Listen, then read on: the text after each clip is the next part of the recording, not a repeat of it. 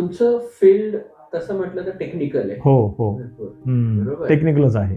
पूर्ण टेक्निकल आहे आणि त्यातही इतर कंपन्यांचं प्रोडक्शन, त्यांची क्वालिटी ही तुमच्या कामावर हो अवलंबून हो असते. हो हो बरोबर? अशा हो प्रकारचं काम आहे. हो हो सो तुम्ही स्वतः टेक्निकल तसं म्हटलं तर मी नॉन टेक्निकल बॅकग्राऊंड आहे स्टार्टिंगला, पण माझी नीड बघता मी नंतर प्रायव्हेटमधून डिप्लोमा केलेला आहे. म्हणजे ऑथराईज मी पण टेक्निकल नंतर करून घेतलं मला, त्याच्यामुळे काम करायला सोपं झालं.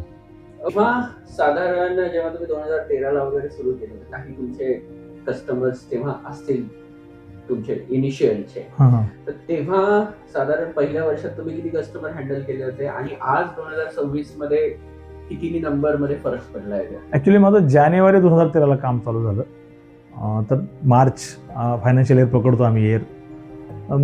जानेवारी 2013 ते मार्च 2013 याच्यामध्ये माझ्याकडे 7 ते 8 कस्टमर मला झाले होते, क्लायंट्स माझे सक्सेसफुली झाले होते.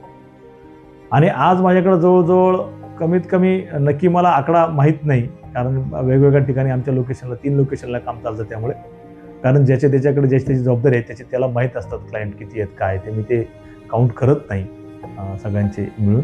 तरी पण एक साधारण 700 ते 800 क्लायंट बेस आमच्याकडे आम्ही हँडल करतो. हा, लहान मोठे सगळे, त्यात काही अगदी खूप मोठे ब्रँड आहेत, काही छोटे पण आहेत, आणि मस्त चाललंय. आम्ही सगळे हॅपी आहोत. आमचे क्लायंट पण हॅपी आहे, आमची टीम पण हॅपी आहे आणि मी स्वतःही हॅपी आहे.